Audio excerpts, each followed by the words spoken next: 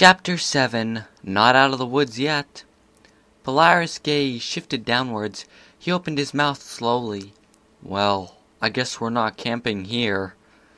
A loud shriek ripped through the forest, causing them to wince as the clouds descended further. Astrid looked at Trixie and then to Polaris. "I think it's best that we leave," she said. "Right now." Trixie's eyes shot back and forth between Polaris and Astrid. "Oh, what are Wendigos? What's happening?" Polaris pulled Trixie up as he said, "No time to explain, miss. Astrid's right. We need to leave."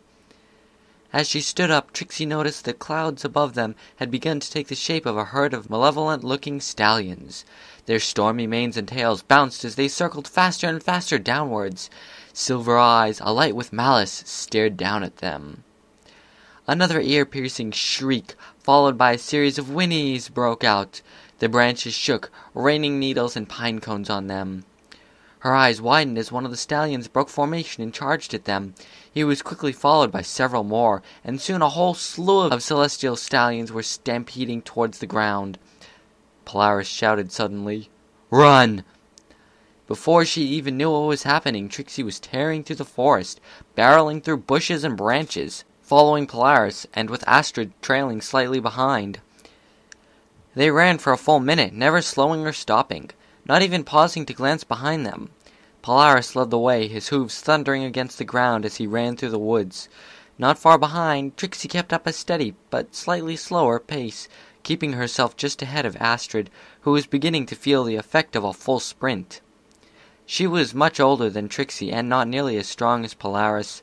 Trixie could hear her begin to draw ragged breaths as they continued on, but she didn't look back. Astrid would be fine. She'd make sure that nothing happened to her.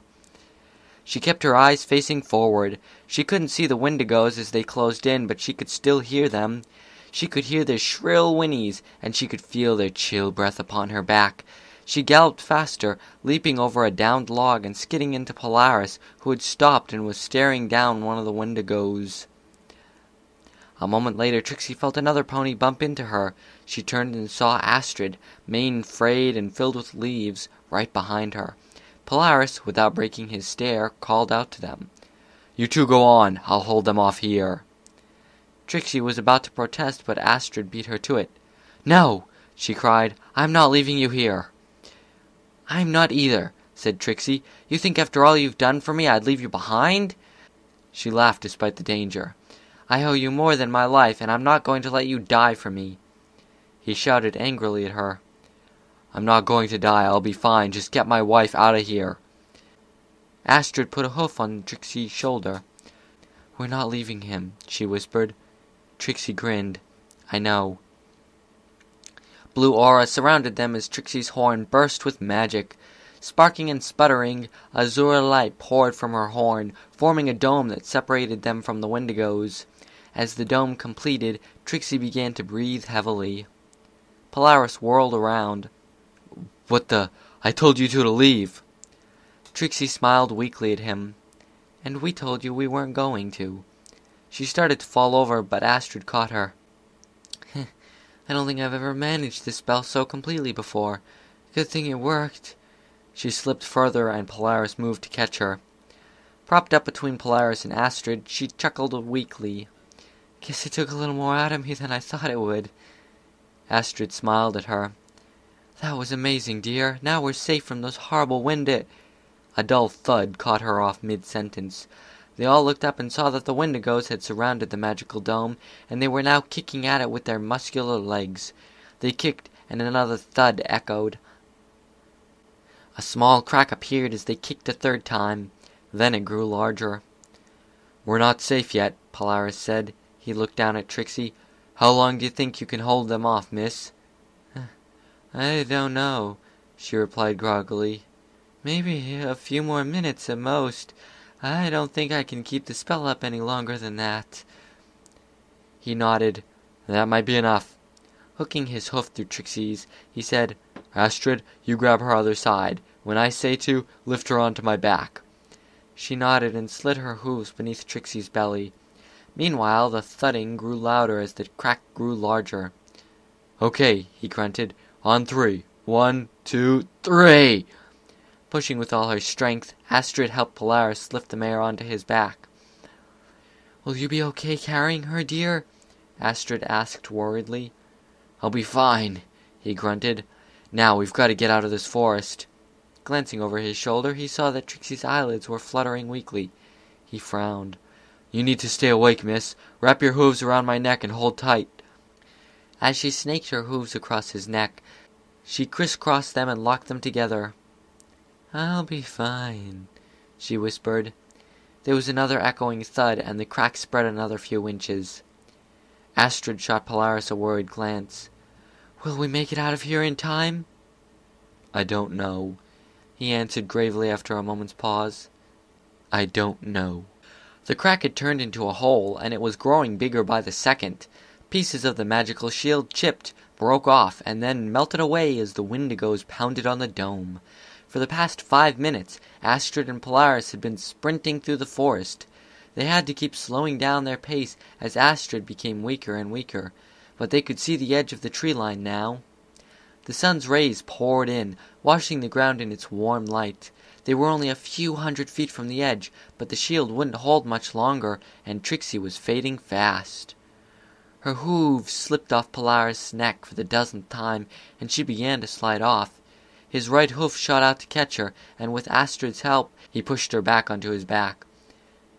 "We're almost there," he said. "We just need to hold out a little longer." A large chunk of the shield broke off, crashing to the ground where it melted into the earth. The Wendigos kept up their barrage, now able to angrily fit their muzzles through the hole. Their cries rattled the barrier, breaking off even more pieces of it. "I don't know if we can hold out a little longer," Astrid cried. "And even if we do, what then? We can't fight them off like this." "At least out in the sunlight we'll have a chance. In here, in this blackness, they have us beat. I don't know what's going to—" He was cut off abruptly as a huge slab of azure shielding snapped off, kicked in by one of the Wendigos.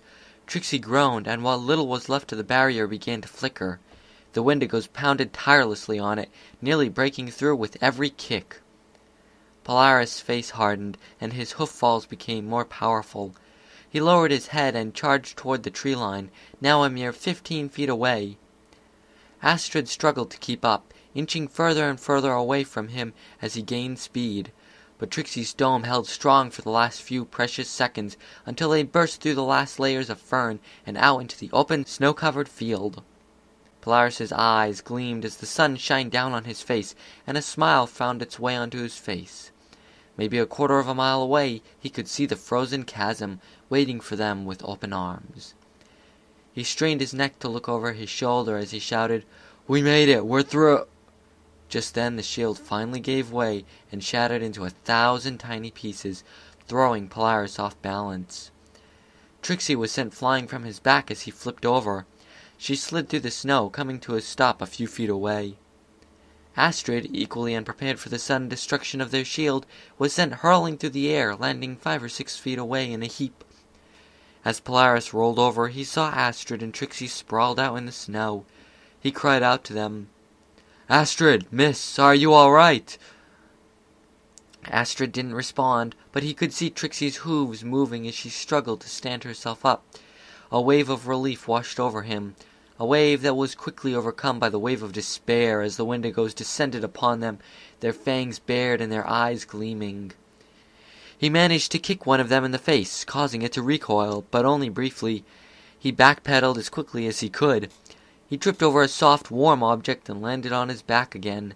He looked to his side and saw Trixie's eyes flutter as she struggled to stay awake. On the other side he saw Astrid, eyes closed, lying motionless. The wind blew her mane about, and the snow had already begun to pile on her sides and face. He looked back at Trixie as the Wendigos drew even closer. Alight with magic, her horn glowed brightly. She was fully awake now, but unable to stand. He watched as she tried to force a final bit of magic from her horn. Before he could call out to her, one of the Wendigos kicked his head, and his vision went black. But the last thing he saw before going unconscious was a wave of light washing over them. The last thing he noted was that the light felt warm, pleasantly warm, and then he was out. Chapter end.